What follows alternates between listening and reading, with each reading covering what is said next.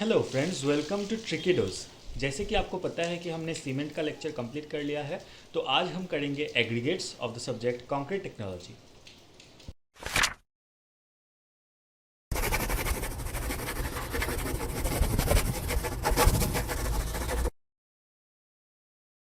जैसे कि आपको पता है हमने सीमेंट कंप्लीट कर लिया था, तो अभी अगला लॉजिकल स्टेप हमें लर्न करना होगा, वो है कौन सा? Aggregate.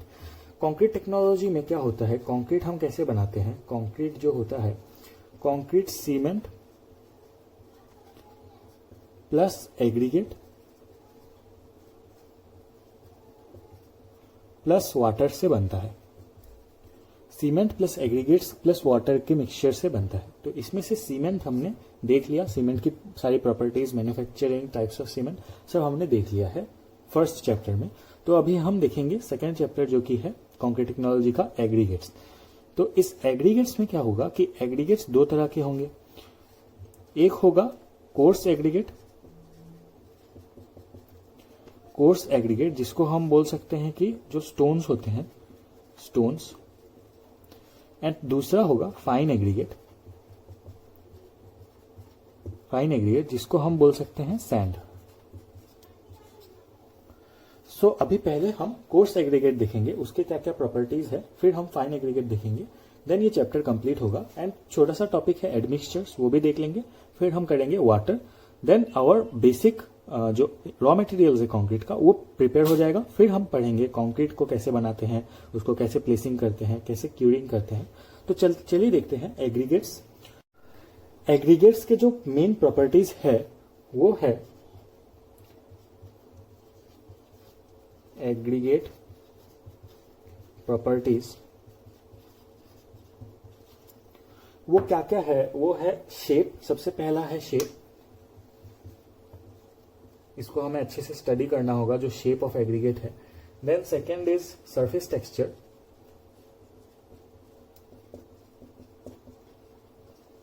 Then third is grading of aggregate, fourth is strength,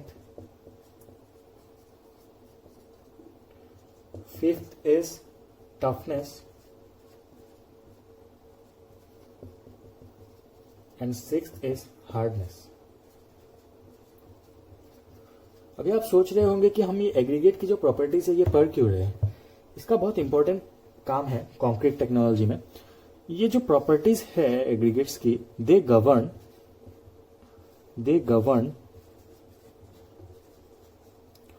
to important aspects of concrete. जो हम फाइनली जो कंक्रीट बनाएंगे, उस कंक्रीट में सीमेंट तो हमने अच्छी क्वालिटी का दे दिया, लेकिन जरूरी नहीं है कि वो कंक्रीट फाइनली अच्छी क्वालिटी का होगा। अच्छी क्वालिटी का क्या मतलब? कंक्रीट के दो इंपॉर्टेंट फैक्टर्स है और दो इंपॉर्टेंट एस्पेक्ट्स है। ये दोनों एकदम अच्छा, अगर ये दोनों प्रॉपर होगा, अच्छा होगा, तो ही हमारा कंक्रीट फंक्शनल होगा या उससे हम लोग कंस्ट्रक्शन अच्छे से कर पाएंगे। First important thing is strength, and second important thing is workability। Concrete का हम लोग यूज क्यों करते हैं कोई भी स्ट्रक्चर बनाने के लिए? क्योंकि वो स्ट्रांग है, उसकी कंप्रेसिव स्ट्रेंथ अच्छी होनी पड़ेगी, वो बहुत लोड में भी फेल ना हो, हैवी लोड में भी वो फेल ना हो, डिफॉर्मेशंस उसमें ना आए, क्रैक्स उसमें ना आए। तो इसलिए स्ट्रेंथ बहुत इंपॉर्टेंट फैक्टर है। और इस स्ट्रेंथ को कौन गवर्न करता है? Aggregate. Obviously quality of cement तो गवर्न करते ही है, जो हमने फर्स्ट चैप्टर में देखा था। अभी जो एग्रीगेट है और जो वाटर है वो भी बहुत इंपॉर्टेंट है। तो एग्रीगेट के shape, surface structure, grading, strength, toughness और हार्डनेस, ये डायरेक्टली कंक्रीट के स्ट्रेंथ और कंक्रीट की वर्केबिलिटी को अफेक्ट करता है। स्ट्रेंथ तो हो गया कि कंक्रीट कितना लोड ले सकता है विदाउट फेलियर, एंड वर्केबिलिटी क्या है? वर्केबिलिटी मतलब how easy is concrete to work. मतलब उस कंक्रीट को हमें ट्रांसपोर्ट करना पड़ेगा, कहीं पे ले जाना पड़ेगा, कहीं पे कास्ट करना पड़ेगा, तो वो कास्टिंग से पहले ही सेट ना हो जाए, वो वर्केबल रहे, वो उसको हम प्रॉपर्ली मिक्स कर पाए, उसको हम प्रॉपर्ली कॉम्पैक्ट कर पाए, कास्टिंग कर पाए। तो इसलिए वो जो इजी टू वर्क है, the easiness to work with the concrete is called workability. And ये वर्केबिलिटी कौन गवर्न करता है? ये एग्रीगेट की shape, surface structure, grading, strength, toughness और हार्डनेस गवर्न करता है। इसलिए हम एग्रीगेट्स के प्रॉपर्टीज को अच्छे से जानेंगे। और सबसे पहला प्रॉपर्टी है शेप। सो चलिए देखते हैं शेप ऑफ एग्रीगेट कैसे कंक्रीट की स्ट्रेंथ और वर्केबिलिटी को गवर्न करता है। सबसे पहले देखते हैं shape of aggregate. Aggregate mainly ये 4 शेप में आती है। एक होगी राउंडेड शेप, ये है राउंडेड। एक है एंगुलर,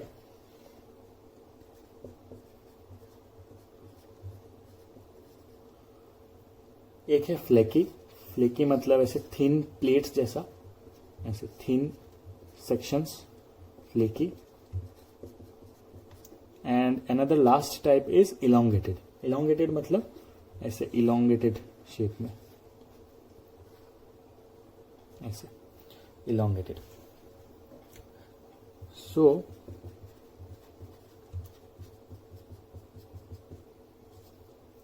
सो हमें देखना पड़ेगा कि शेप ऐसे अलग अलग होने से कंक्रीट पे क्या असर पड़ता है इन एग्रीगेट्स का। तो ये जो राउंडेड एग्रीगेट है ये वर्केबिलिटी को हेल्प करता है। कंक्रीट जो बनेगा वो मोर वर्केबिलिटी होगा, workability will be more but strength will be less, strength will be less. क्यों वर्केबिलिटी क्यों ज्यादा होगा? क्योंकि अगर आप राउंडेड वे में अरेंज करेंगे, राउंडेड वे में एग्रीगेट्स को अरेंज करेंगे कंक्रीट के अंदर, तो ऐसे स्टैक हो जाएंगे। स्टैक होने से क्या होगा, जो कांटेक्ट एरिया है, कांटेक्ट एरिया है वो कम होगा। कांटेक्ट एरिया कम होने से क्या होता है, लुब्रिकेशन ज्यादा होता है। लुब्रिकेशन ज्यादा होता है। जो वाटर सीमेंट है, वाटर सीमेंट का जो मिक्सचर है वो ये राउंडेड एग्रीगेट्स में ज्यादा अच्छे से लुब्रिकेट हो सकते हैं। ज्यादा अच्छे से लुब्रिकेट होना मतलब क्या, डायरेक्टली वर्केबिलिटी ज्यादा होना। एंड सिंस कॉन्टेक्ट एरिया कम है तो इंटर पार्टिकल जो इंटरलॉकिंग है वो भी कम होगी, तो उसकी वजह से क्या होगी, स्ट्रेंथ कम होगी। तो राउंडेड एग्रीगेट्स का वर्केबिलिटी ज्यादा और स्ट्रेंथ कम। एंगुलर एग्रीगेट्स में क्या होगा, एंगुलर एग्रीगेट्स में इंटर पार्टिकल लॉकिंग हाई होगी, ज्यादा होगी। तो क्या होगा, स्ट्रेंथ ज्यादा होगा। इंटर पार्टिकल लॉकिंग हाई होने की वजह से स्ट्रेंथ ज्यादा। जो ये फ्लेकी और इलोंगेटेड एग्रीगेट है इससे पुअर मिक्स ऑफ कंक्रीट बनेगी। पुअर मिक्स ऑफ कंक्रीट क्यों बनेगी, क्योंकि इसमें इंटर पार्टिकल लॉकिंग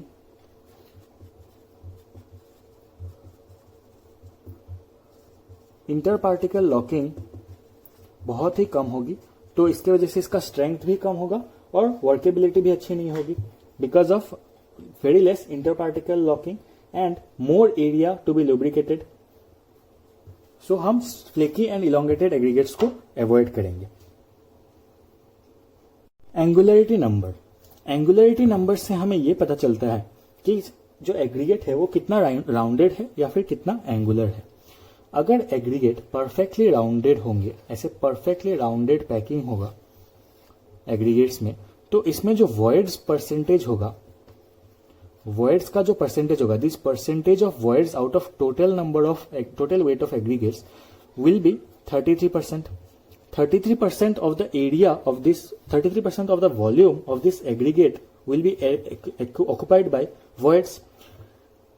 अब 33% voids से अगर ज्यादा void हुआ, that means the aggregate is angular. क्यों? क्योंकि ये मोस्ट एफिशिएंट अरेंजमेंट है, मोस्ट एफिशिएंट अरेंजमेंट, क्योंकि ये राउंडेड एग्रीगेट्स है। राउंडेड एग्रीगेट्स में मोस्ट एफिशिएंट अरेंजमेंट होगा। So this is least possible percentage of voids. 33% will be the least possible percentage of voids. इससे ज्यादा अगर voids होगा, that means जितना ज्यादा voids, इससे 33% से जितना ज्यादा voids, उतना ज्यादा aggregate क्या होगा, angular होगा. If voids greater than 33%, aggregates become or tend to be angular.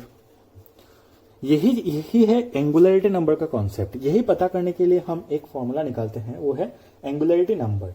जो एंगुलरिटी नंबर है वो क्या है? Angularity number will be 67 minus weight of aggregate divided by weight of water into specific gravity of aggregate into 100। ये एक बड़ा सा formula है, इसको हम समझेंगे। इसको समझने के लिए हमें एंगुलरिटी नंबर टेस्ट को समझना पड़ेगा। एंगुलरिटी नंबर टेस्ट में हम क्या करते हैं,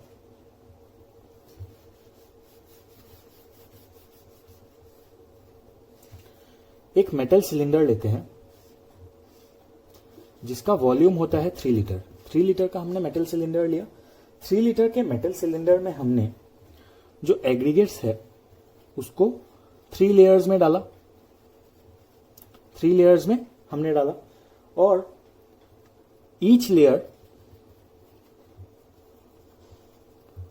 टैम्प्ड 100 टाइम्स। मतलब एक लेयर हमने एग्रीगेट का डाला, उसमें हम टैंपिंग रॉड से 100 टाइम्स हम टैंप करेंगे। फिर हम दूसरा लेयर डालेंगे, फिर हम सेकेंड लेयर डालेंगे, फिर हम फिर से टैंपिंग करेंगे 100 टाइम्स टैंपिंग रॉड से, फिर हम थर्ड लेयर डालेंगे। ऐसे 3 लेयर से हमने फिल किया और जो वेट ऑफ एग्रीगेट्स हमने फिल किया उसको हम नोट कर लेंगे W, capital W। Okay, next हम लोग क्या करेंगे, नेक्स्ट हम लोग उसी सिलेंडर को एम्प्टी करेंगे। एम्प्टी करने के बाद इसमें वाटर फिल कर देंगे और जो वेट ऑफ वाटर होगा उसको हम स्मॉल w से नोट करेंगे, small w। Specific gravity of aggregate हमें पता है क्योंकि हमने लैब में स्पेसिफिक ग्रेविटी ऑफ एग्रीगेट निकाल चुके होंगे तब तक। और इन दोनों वैल्यूज को, मतलब weight of aggregate filled in the 3 litre cylinder and weight of water filled in the cylinder will be put in the formula with specific gravity of aggregate to find angularity number. इससे जो angularity number मिलेगा वो 0 से 11 के बीच होगा।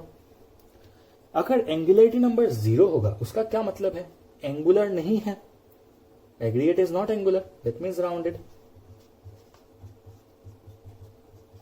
अगर angularity number 0 है मतलब 67 माइनस 67 विल गिव अस 0। अगर 67 is the weight of stones then what is the weight of words, 33% words. यही तो कॉन्सेप्ट था जो मैंने अभी पहले बताया था। तो 33% वॉइड हुआ तो एंगुलरिटी नंबर 0, और 44% वॉइड्स अगर हुआ दैट मीन्स एंगुलर एग्रीगेट। तो एंगुलरिटी नंबर क्या होगा, 11 होगा। तो यही है कॉन्सेप्ट एंगुलरिटी नंबर का। मतलब एंगुलरिटी नंबर से हम लोग डायरेक्टली पता कर सकते हैं कि एंगुलरिटी नंबर 0 होगा तो परसेंटेज ऑफ वर्ड्स 33% होगा, राउंडेड एग्रीगेट होगा। अगर एंगुलरिटी नंबर 1 तो 34% वर्ड्स, अगर angularity number 2 35% words, angularity number 3 ऐसे करते करते एंगुलरिटी नंबर 11 हुआ 44% वर्ड्स। ये फुल्ली एंगुलर एग्रीगेट। तो ये एक स्केल है एंगुलरिटी का जो हमें बताता है कि एग्रीगेट का शेप कैसा है, कि वो राउंडेड है, राउंडेड की ओर ज्यादा है कि वो एंगुलर की ओर ज्यादा है। तो ये फॉर्मूला हमें याद रखना पड़ेगा, 67 minus weight of aggregate filled in the empty metal cylinder divided by weight of water filled in the empty metal cylinder into specific gravity of aggregate into 100. This will give us the angularity number which is between 0 to 11.